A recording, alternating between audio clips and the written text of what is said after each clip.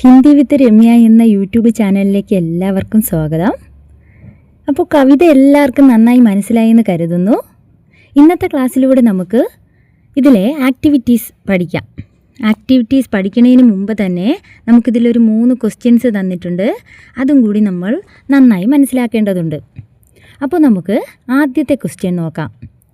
ഫസ്ലോങ്കി Muskan, Muskan say ക്യാ താൽപര്യ ഹേ? വിളകളുടെ പുഞ്ചിരി എന്നതുകൊണ്ട് അർത്ഥമാക്കുന്നത് എന്ത്? ആൻസർ നോക്കാം. ഫസ്ലോങ്കി മുസ്കാൻ കാ താൽപര്യ ഹേത്തോങ്കി പക്കി ഓർ സുൻഹരി की सुंदरता से है. यह किसान की मेहनत का फल और गांव की സമൃദ്ധി का प्रतीक है. വിളകളുടെ പുഞ്ചിരി എന്നതുകൊണ്ട് ഉദ്ദേശിക്കുന്നത് എന്തെന്നാൽ പാടത്ത് വിളഞ്ഞു നിൽക്കുന്ന സ്വർണ്ണ നിറമുള്ള വിളകളുടെ ഭംഗിയാണ്. ഇത് കർഷകൻ്റെ അധ്വാനത്തിൻ്റെ ഫലവും അതുപോലെ തന്നെ ഗ്രാമത്തിൻ്റെ ഐശ്വര്യത്തിൻ്റെ പ്രതീകവുമാണ്. മനസ്സിലായോ? രണ്ടാമത്തെ ക്വസ്റ്റ്യൻ നോക്കാം. ധാൻ കൂടത്തി കിശോരിയോങ്കി കോകിൽ കണ്ടി താൻ ഇസ്സെ ആപ്നെ ക്യാ സമച്ച? നെല്ലുകുത്തുന്ന പെൺകുട്ടികളുടെ കുയിൽനാദം പോലുള്ള ശബ്ദം ഉണ്ടല്ലോ, നമ്മളത് ഈ കവിതയിൽ പറഞ്ഞിട്ടുണ്ടല്ലോ. ഇതിൽ നിന്നും നിങ്ങൾക്ക് എന്താണ് മനസ്സിലാക്കാൻ കഴിഞ്ഞത്? അതാണ് ക്വസ്റ്റ്യൻ. നമുക്ക് ആൻസറിലേക്ക് നോക്കാം. അപ്പോൾ ആൻസർ നോക്കാം. इससे गाँव के खुशहाल जीवन का पता चलता है. गाँव की लड़कियाँ धान कूटते समय कोयल की तरह मीठी आवाज़ में गाती है. എന്താണ്? ഇതിലൂടെ ഗ്രാമത്തിലെ സന്തോഷം നിറഞ്ഞ ജീവിതമാണ് മനസ്സിലാക്കാൻ സാധിക്കുന്നത്. ഗ്രാമത്തിലെ പെൺകുട്ടികൾ നെല്ല് കുത്തുമ്പോൾ കുയിലിനെ പോലെ മധുരമായ ശബ്ദത്തിൽ പാടുന്നു. മൂന്നാമത്തെ ക്വസ്റ്റ്യൻ നോക്കൂ. ഗിംവയി പഗ്ഡണ്ടി की चंदन वर्णी धूल यहाँ गाँव का कौन सा चित्र प्रकट होता है? ഗ്രാമവഴിയിലെ ചന്ദന നിറമുള്ള പൊടിപടലങ്ങൾ ഇവിടെ ഗ്രാമത്തിൻ്റെ ഏത് ചിത്രമാണ് തെളിയുന്നത്? ഇതാണ് ക്വസ്റ്റ്യൻ. അപ്പോൾ ഉത്തരം നോക്കാം. यहाँ गाँव की पवित्रता का चित्र प्रकट होता है. कवि के लिए गाँव की धूल सच्ची खुशी और शांति का प्रतीक है. ഇവിടെ ഗ്രാമത്തിൻ്റെ പരിശുദ്ധിയാണ് കാണാൻ സാധിക്കുന്നത്. കവിക്ക് ഗ്രാമത്തിലെ പൊടിമണ്ണ് സത്യമായ സന്തോഷവും ശാന്തതയും നൽകുന്ന ഒന്നാണ്. 3 ചോദ്യങ്ങളും നന്നായി മനസ്സിലായല്ലോ. ഇനി നമുക്ക് പാഠത്തിലെ ആക്ടിവിറ്റീസിലേക്ക് കിടക്കാം.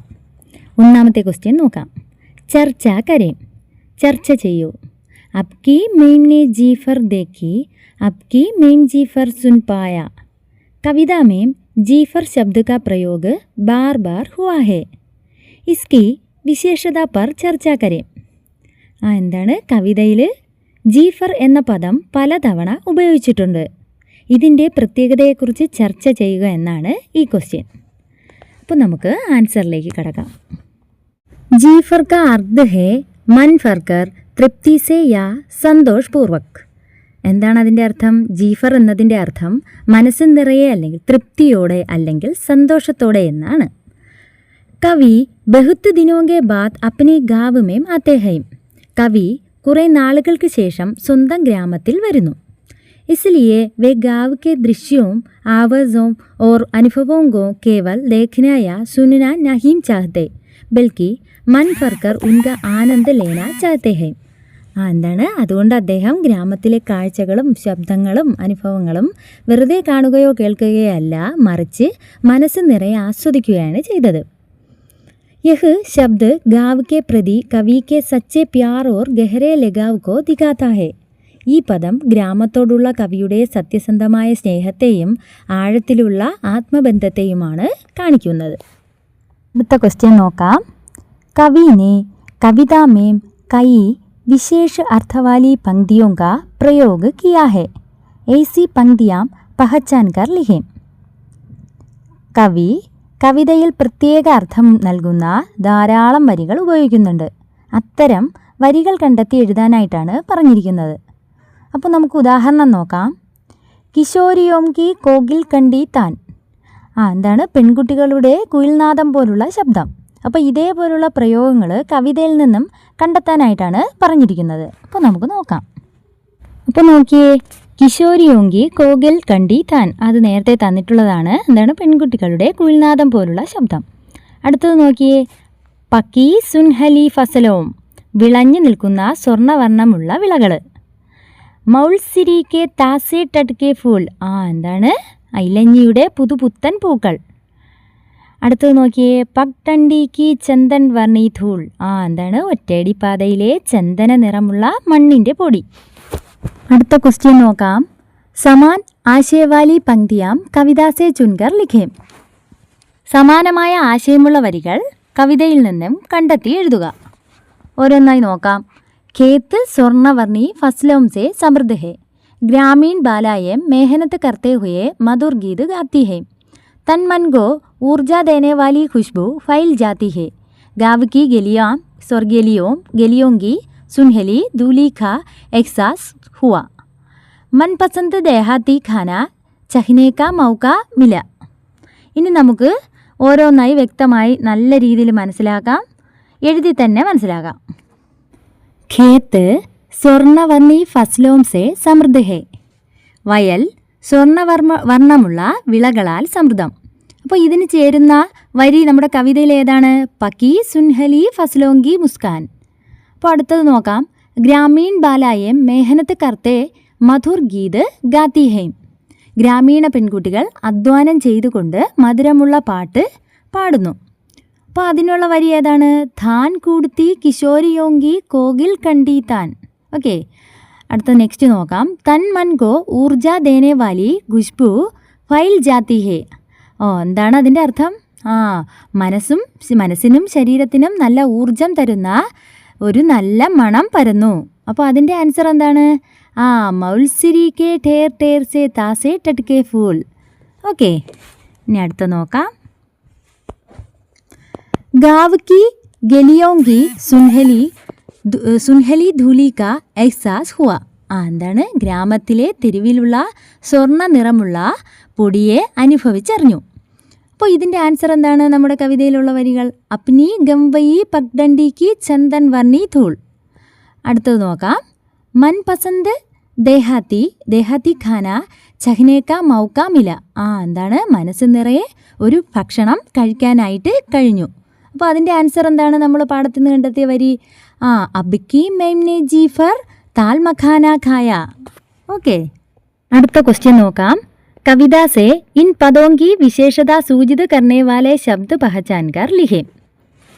കവിതയിൽ നിന്നും ഈ പദങ്ങളുടെ സവിശേഷത വ്യക്തമാക്കുന്ന വിശേഷണ പദങ്ങൾ കണ്ടെത്തി എഴുതാനാണ് പറഞ്ഞിട്ടുള്ളത്.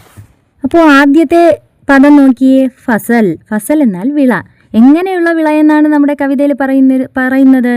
പക്കി സുൻഹലി, സ്വർണ്ണവർണ്ണമുള്ള. അടുത്തത് താൻ ശബ്ദം എന്നാണ് അർത്ഥം. അപ്പോൾ എങ്ങനെയുള്ള ശബ്ദമായിരുന്നു ആ പെൺകുട്ടികളുടേത്? കുയിൽനാദം പോലെയുള്ള ശബ്ദം. കോകിൽ കണ്ടി. അടുത്തത് പൂവ് എങ്ങനെയായിരുന്നു? പുതുപുത്തൻ പൂവായിരുന്നു. അപ്പോൾ താസേ ടട്കെ, പുതുപുത്തൻ. അതുപോലെ തന്നെ ധൂൾ, മണ്ണ് എങ്ങനെയുള്ളതായിരുന്നു? ആ മൺതരികൾ ചന്ദന നിറമുള്ള, ചന്ദൻ വർണ്ണി. അടുത്ത ക്വസ്റ്റ്യൻ നോക്കിയേ, കവിതാക്ക ആശയ ലിഖേ. കവിതയുടെ ആശയം എഴുതൂ എന്നാണ് പറഞ്ഞിരിക്കുന്നത്. അപ്പം നമുക്ക് കവിതയുടെ ആശയം എഴുതാം. പിന്നെ ഒരു കാര്യം കൂടി ശ്രദ്ധിക്കുക, കവിതയുടെ ആശയം എന്ന് പറയുന്നത് അതിൻ്റെ ആസ്വാദനക്കുറിപ്പ് തന്നെയാണ്. അതും കൂടി ഒന്ന് ശ്രദ്ധിക്കുക. ആസ്വാദനക്കുറിപ്പിനെ ഹിന്ദിയിൽ ആസ്വാദൻ ടിപ്പണി എന്നും പറയാറുണ്ട്. അപ്പോൾ നമുക്ക് തുടങ്ങാം. नागार्जुन हिंदी के प्रमुख प्रगतिशील कवि हैं. वे बहुत ही सरल भाषा में ग्रामीण जीवन और प्रकृति का सुंदर वर्णन करते हैं. ഹിന്ദിയിലെ പ്രമുഖ പ്രഗതിശീല കവിയാണ് നാഗാർജുൻ. അദ്ദേഹം വളരെ ലളിതമായ ഭാഷയിൽ ഗ്രാമീണ ജീവിതത്തെയും പ്രകൃതിയെയും മനോഹരമായി വർണ്ണിക്കുന്നു. बहुत दिनों के बाद कविता में कवि एक लंबे समय के बाद अपने चिरपरिचित गाँव में वापस लौटने की खुशी और ആത്മീയത को व्यक्त करते हैं. എന്താണ്?